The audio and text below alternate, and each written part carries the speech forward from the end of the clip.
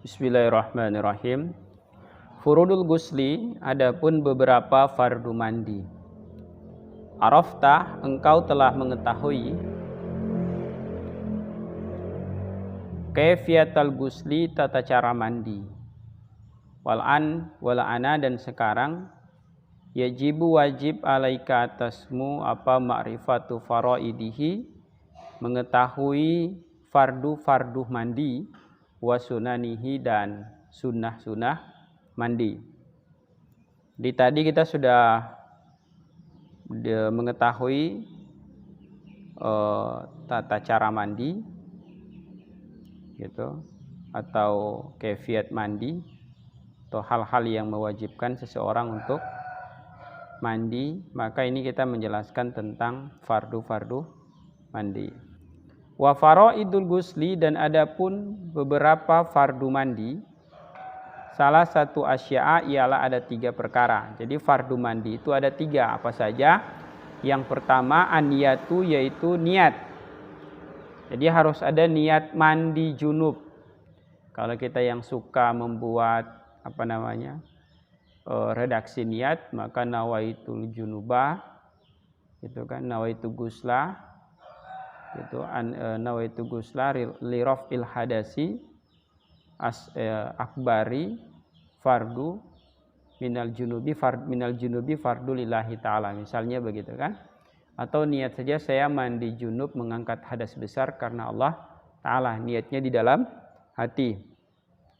Kalau haid lebih spesifik lagi, saya niat mandi mengangkat hadas besar karena haid, atau dari haid karena Allah Ta'ala, misalnya begitu, niatnya dalam hati.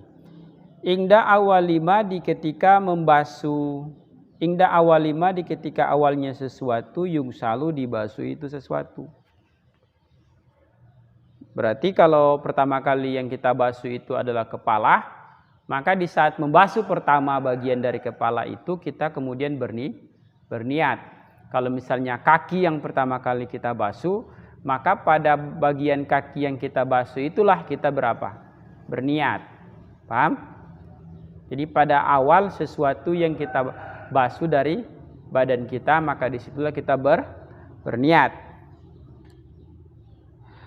Bi ayanwiya, dengan berniat siapa lu junubu, orang yang junub, raf al janabati, kepada mengangkat jenabah, kalau dia habis melakukan hubungan suami istri atau mimpi atau keluar mani.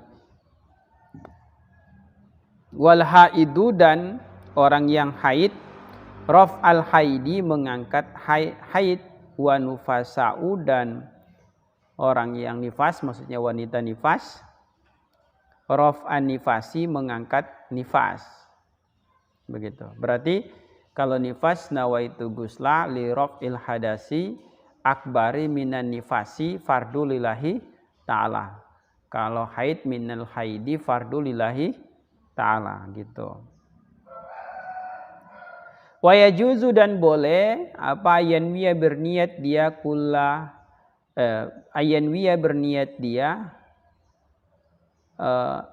wa yajuzu, dan boleh apa ayanwiya, berniat siapal kullu, masing-masing itu, maksudnya orang yang haid, orang yang jenabah, orang yang nifas, mereka itu berniat apa fardul gusli, kepada fardu mandi lillahi ta'ala. Jadi cuma boleh juga dia berniat untuk saya niat mandi wajib ya karena Allah Ta'ala, bisa juga begitu, tidak ditakyid atau dibatasi dengan niat mandi haid, mandi junub, enggak. Tapi dia misalnya boleh juga dia berniat cuman seniat mandi junub fardu karena Allah Ta'ala, atau saya niat mandi fardu karena Allah Ta'ala, gitu. Dengan catatan terjadi beberapa sebab yang mewajibkan dia mandi, bisa juga begitu. Jadi fardu mandi yang pertama adalah niat.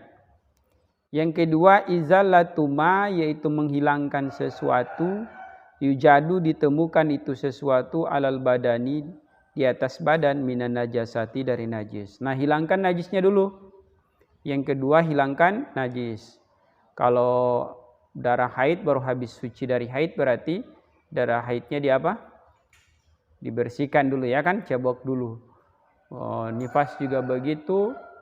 Kalau misalnya habis melakukan hubungan suami istri juga cebok dulu, karena ada mazinya gitu kan, najis di mazinya itu najis, pelumasnya najis.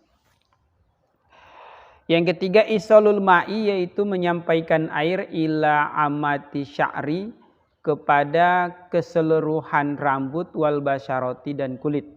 Jadi semua dipastikan basah.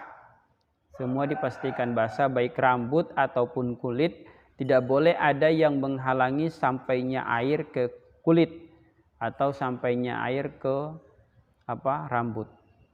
Gitu. Pastikan semuanya basah. Sunanul ghusli, adapun sunnah mandi. Nah, ini sunnahnya. Kalau tadi wajibnya itu cuma ada 3 wajibnya. Nah, sunnah mandinya apa saja? Wa sunanul ghusli, adapun sunnah mandi sitatu asya'a, ialah ada 6 hal. Gitu. 6 hal ini merupakan sunnah mandi yang harus terpenuhi di saat kita mandi. Yang pertama at-tasmiyatu, membaca basmalah. Baca bismillah dulu, bismillahirrahmanirrahim. Kemudian yang kedua al-wudu'u, ialah berwudu qoblal ghusli, sebelum mandi. Wudu seperti bagaimana wudu mau sholat, baru kemudian baca bismillah saat mau mandi. Yang ketiga adalku, menggosok-gosok imronul yadi, yakni melewatkan tangan atau memberlalukan tangan. Maksudnya digosok-gosok itu begini nih. Ya, di sela-sela semua badan itu. Ala jasadi, di atas badan. Nah, ini memastikan air sampai ke semua anggota badan. Wal mualatu, dan terus menerus. Yang keempat terus menerus. Tidak boleh dijeda dengan aktivitas lain. Terus menerus. Kemudian yang kelima takdimul jihatil yumna, mendahulukan bagian kanan, ya, arah bagian kanan, alal yusro, atas bagian yang kiri.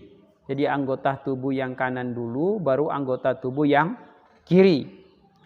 Yang keenam asatru, yaitu menutup fil halwati, di dalam keadaan sendiri atau sepi.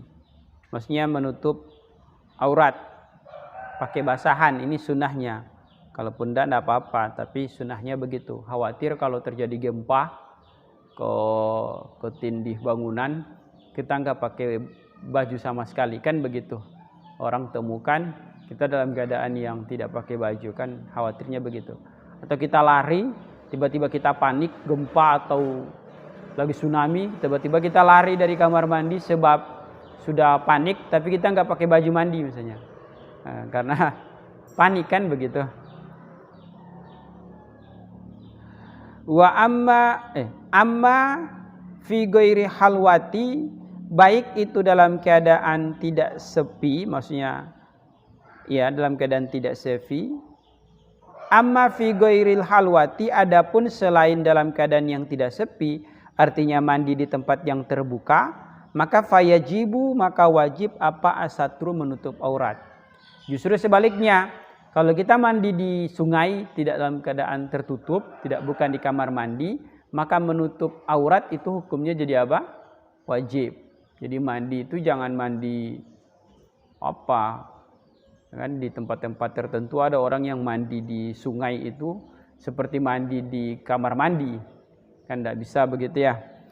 Bahkan di kamar mandi sebaiknya menggunakan satir, menggunakan penutup pakaian mandi. Kalaupun tidak, maka pastikan wajib kamu menutup aurat kamu ketika kamu mandi di dalam keadaan yang terbuka atau di tempat umum.